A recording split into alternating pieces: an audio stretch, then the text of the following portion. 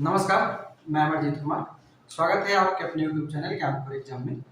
आज की इस वीडियो में जो हम सभी जानेंगे वो मौलिक अधिकार का एक अगला पार्ट होगा, जिसमें जो 5 प्रकार के रीट जारी किए जाते हैं, यानी कि अनुच्छेद 32 संवैधानिक उपचारों के अधिकार के बारे में जानेंगे। इससे पहले के और सभी अधिकार आपके अपलोड कर दिए गए हैं वीडियो, तो उसे भी आप जरूर देख लेंगे। पूरे डिटेल में आपको सारे पॉइंट लिखवा दिए। बाकी अपना नोट्स आप लोग खुद बनाते रहेंगे। जितने भी पॉइंट लिखवाते हैं उसको देख देख करके वीडियो रोक करके नोट्स बना लेंगे। हेलो, हम करेंगे आज, ठीक है। अभी हम पहले सारा जो रीट है उसको बोर्ड पे लिख देते हैं, ठीक ना। उसके बाद एक करके हम समझा देंगे एक बार में, और तब तक हम बोलते जाएंगे, आप लोग लिखते जाएंगे। क्या समझे? अभी हम एक पॉइंट यानी कि 5 तरह के रीट है हमारा, ठीक है। वो 5 रीट को हम यहाँ पर पहले बोर्ड पे ऑलरेडी लिख देते हैं, ठीक है ना। जब तक हम लिखेंगे तब तक हम बोलते भी रहेंगे, यानी कि बोलते जाएंगे लिखते जाएंगे। जितना आपसे संभव होगा उतना आप लिख लीजिएगा बोलते बोलते, और हमको लिखते लिखते। उसके बाद आखिरी में इसको समझाने में हमको टाइम लगेगा, ठीक है। रीट बहुत सारे लोग गड़बड़ा जाते हैं, इसलिए हम लिखने का काम पहले कर लेते हैं, उसके बाद आपको समझा देंगे। समझाने में हम टाइम दे देंगे, ठीक ना। तो वही काम करेंगे सारे लोग। अपना हाथ और कान दोनों चलाते रहिएगा एक साथ।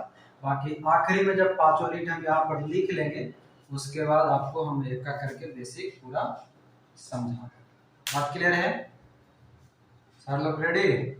चलिए लिखना शुरू कीजिए। चलिए देखिएगा, सबसे पहले हम लोग समझेंगे किसको रीट्स को समझने से पहले हम लोग कुछ जो संवैधानिक उपचारों का अधिकार है, यानी कि मौलिक अधिकार का एक भाग होता है हमारे पास। टोटल 6 मौलिक अधिकार थे।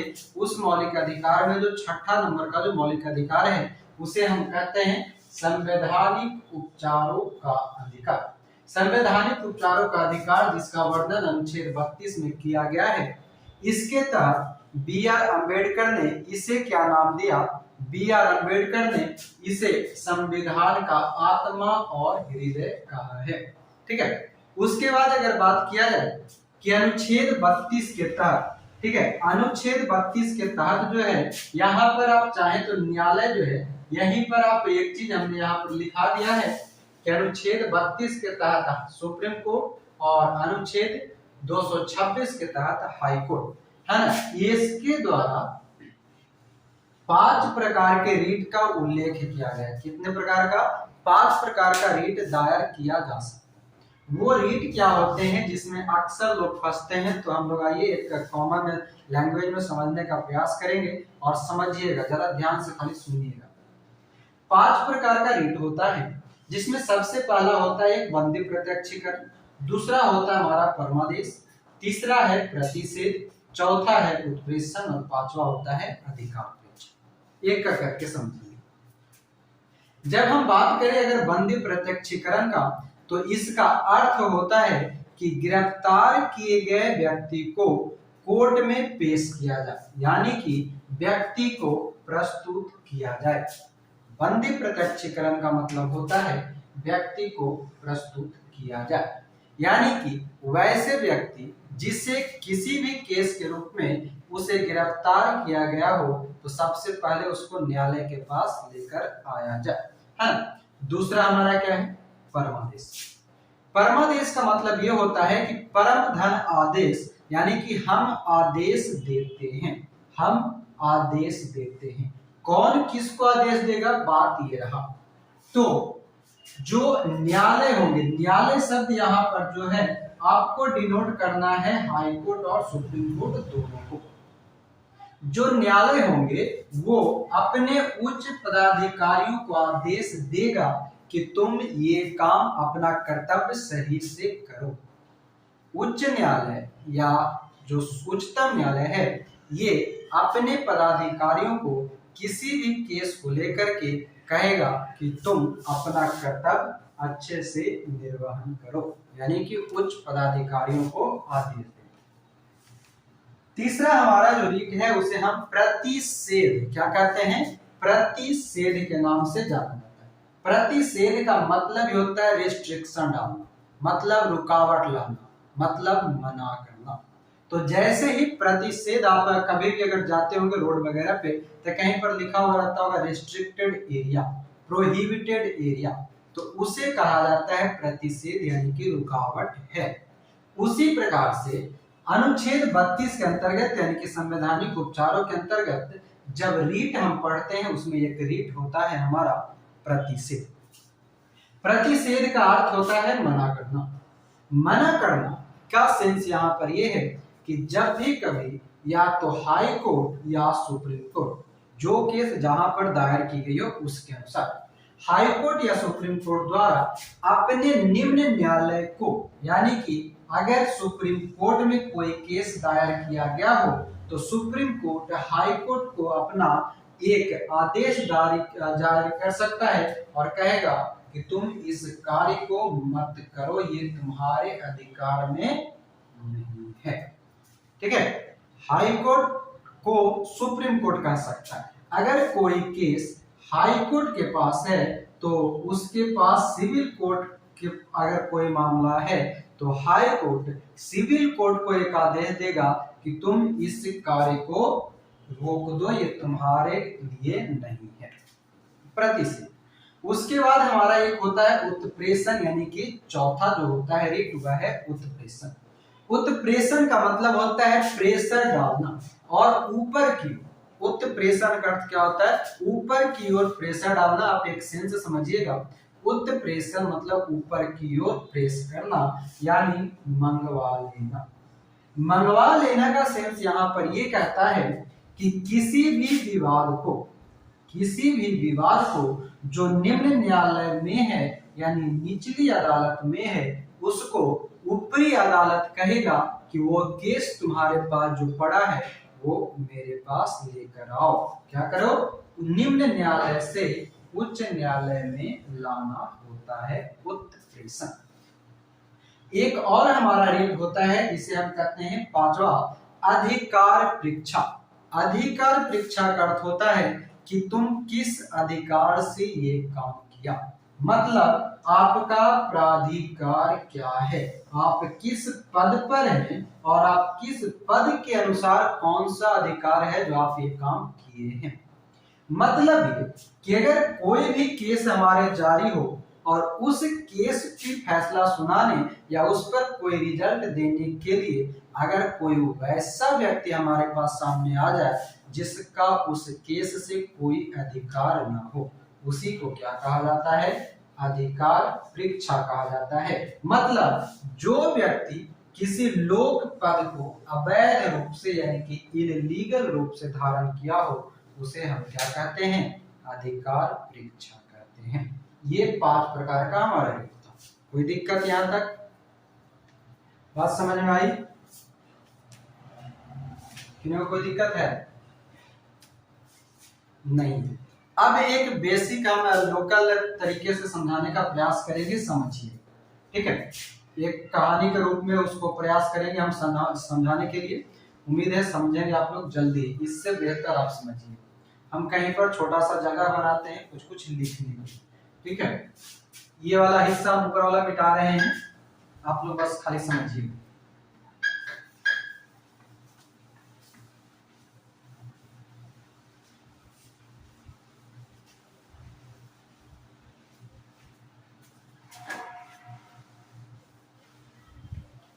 देखिए, बात है 5 प्रकार के रीट। सबसे पहला कहता है बंदी प्रत्यक्षीकरण। ठीक है, पहली बात, मान लिया जाए कोई 2 व्यक्ति है। ठीक है, कोई 2 व्यक्ति है, एक व्यक्ति जो है तीसरा व्यक्ति और आता है, वो तीसरा व्यक्ति आकर के इसको पीटता है। मान लीजिए इसका नाम हम ए दिए, इसका नाम बी दिए और इसका नाम सी दिए। ठीक है, ए नाम का व्यक्ति बी को आकर के पीटता है और पीटने के बाद यहां सी नंबर का जो व्यक्ति है वो इसको गिरफ्तार कर लिया। मान लिया जाए यहां पर ए नाम का व्यक्ति को, चलिए मान लेते हैं ए को, हम अपने आप को रखते हैं। ठीक, बी नंबर में किसको डालना है? स्नेहा को हम पीटेंगे, स्नेहा को डालना। और तीसरा नंबर जो वो मेरे पास कौन है, पूजा जी, पुलिस में है ये, हाँ पूजा पर रखते हैं। आप समझिए, ठीक है। अमरजीत नाम का व्यक्ति स्नेहा को पीटा, ठीक, आप समझिएगा खाली, स्नेहा भागना नहीं, स्नेहा को पीटा। हमने जैसे ही स्नेहा को पीटा, ये पूजा जी जो है अब ये उठ कर आए और हमको कर लिए क्या, गिरफ्तार, गिरफ्तार। अब गिरफ्तार कर लिए, गिरफ्तार कर लिए तो बीच में अब आ गए कौन, मेरे पिताजी। कौन, पिताजी। पहले आकर के सबसे पहले पूछे पूजा जी से कि आपने इसको गिरफ्तार क्यों किया। तो पूजा जी ने कहा कि ये जो है स्नेहा को पिटाई की। क्या किए, पिटाई की। मेरे पिताजी बोले ठीक है, पीट दिया तो पीट दिया, तो वैसा कीजिए, अब आपका अधिकार नहीं है कि अब आप इसको जेल में रखें। सबसे पहले आप कहाँ ले जाइए, इसको कोर्ट में पेश कीजिए, हम कोर्ट में केस करेंगे, केस लड़ेंगे। हम बोले ठीक है, यानी कि पूजा जी बोले ठीक है हम भेज देते हैं। यानी कि पहला क्या कहा, बंदी प्रत्यक्षीकरण, यानी कि मेरे पिताजी पुलिस को कह रहे हैं कि आपने किस अधिकार से उसे गिरफ्तार किया, उसको कोर्ट में भेजो, आप इतना देर तक उसे क्यों रखे। तो पहला समझ में आया। अगर कोई व्यक्ति किसी को पीटा, तीसरा व्यक्ति आकर के गिरफ्तार किया, चौथा व्यक्ति आकर के उस पर कहेगा कि हमारा बेटा या जो भी व्यक्ति है वो सही है, उसको गिरफ्तार कीजिए, और अगर गिरफ्तार किया तो इसको जल्दी से न्यायालय दे, ठीक है। दूसरा आता है यहाँ पर हम आदेश देते हैं, यानी कि परमादेश। परमादेश, ये पूजा जी जो है थोड़ा सा ढीठ टाइप के, क्या ढीठ टाइप के पुलिस, मतलब सिंघम टाइप स्टाइल वाले, लेडीज सिंघम, ठीक है। अभी कह रहे हैं क्या कि ना स्नेहा मेरा साथी है, बात हो गया दोनों दोस्ती का, है ना, तो दोनों दोस्ती का हो गया, तो ये ना अकड़ रही है कि ना हम इसको छोड़वे न करेंगे, ना छोड़ेंगे तो मामला हो गया गड़बड़। तो मेरे पिताजी और थोड़ा सा हाई पावर वाले थे, वो सीधे पहुंच गए एसपी के पास। किसको, एसपी के पास। बोले कि आपका एगो पुलिस है, कांस्टेबल दरोगा है, वो मेरा बेटा को छोड़िए दिया। तो तुरंत एसपी यहाँ से फोन किया इनको कि जल्दी से लड़का को छोड़ो, यानी कि हम आदेश देते हैं। परमादेश क्या कहता है, एसपी कहता है कि हम आदेश देते हैं, जल्दी से तुम उसको छोड़, यानी कि ये छूटेगा, यानी कि परमादेश हम आदेश देते हैं। मगर हुआ यूं, तीसरा है प्रतिषेध। अब प्रतिषेध में विलन के रूप में कौन घुस गए, स्नेहा के पिताजी। कौन, स्नेहा के पिताजी घुस गए, और स्नेहा के पिताजी कह रहे हैं कि नहीं, ऐसा नहीं हो सकता है कि इसको छोड़ा जाए। किसको, लड़का को। क्यों छोड़ा जाए, क्यों नहीं छोड़ा जाए, क्योंकि इसने मेरी बेटी को पीटा है। अब हम भी केस करेंगे, यानी कि छोड़ने से मना करवाना। क्या करना, छोड़ने से मना करना। बात हो गया और पेचीदा। जब बात पेचीदा हुआ तो अगला रीत आता हमारा उत्प्रेषण, यानी कि उत्प्रेषण का अर्थ क्या है, मंगवा ले। अब इस मेरे पिताजी और इनके पिताजी दोनों लड़ बैठे, यहाँ पूजा जी अलगे अकड़ी हुई है कि मेरा सहेली है, अमरजीत कुमार आराम से शांति से लड़ते रहते, छोड़ना होगा तो जिस दिन छोड़े। यहाँ बीच में एक आदमी कूद पड़ा है, एसपी, है ना। अब एसपी कहा कि अब ये बात थाना से काम नहीं चलेगा, ऐसा करो थाना से के जो भी रिपोर्ट और केस है सभी व्यक्ति को मेरे यहाँ भेजो। मतलब कि निचला न्यायालय से, यानी कि नीचे वाला पद से ऊपरी पद तक भेजवा देना, उसे क्या कहते हैं, उत्प्रेषण कहते हैं। मगर प्रॉब्लम यहाँ ये हो गया कि पांचवा रीट के अनुसार एसपी मंगवा तो लिया, मगर बात आ गया कि एसपी जो है, एसपी को भी ये अधिकार नहीं है कि पूरा केस जो है वो एसपी खुद संभाले, एसपी के पास भी अधिकार नहीं है। तो एसपी को डीएम, अब यहाँ पर एक व्यक्ति आ जाता है डीएम। डीएम बोला कि तुम्हारा अधिकार कैसे हो गया कि तुम ये सारा केस हैंडल कर ले, ये बहुत पेचीदा केस हो चुका है, इसको भेजना पड़ेगा ऊपरी न्यायालय में, है ना, यानी कि तुम इस अधिकार के लिए नहीं हो, तुम्हारे पास ये अधिकार नहीं है कि तुम ये सारी केस को खुद हैंडल कर लो, अब तुम इसको छोड़ दो, यानी कि तुम्हारे बात की बात नहीं है, मतलब कि आपका क्या अधिकार है इस केस से। डीएम मना कर दिया, क्योंकि केस लड़ने वाला जो आदमी होगा वो या तो वकील या जज होगा, है ना। एसपी तो डायरेक्ट फैसला नहीं देगा, काहे कि मामला हो चुका है पेचीदा, तो पेचीदा मामला हो गया तो जब भी देगा तो कोई जज देगा। तो वही डीएम आकर के एसपी को कहा कि तुम्हारा ये अधिकार नहीं है अधिकार परीक्षा का। अब समझ में आया कुछ, कहानी कुछ समझ में आया? यस और नो?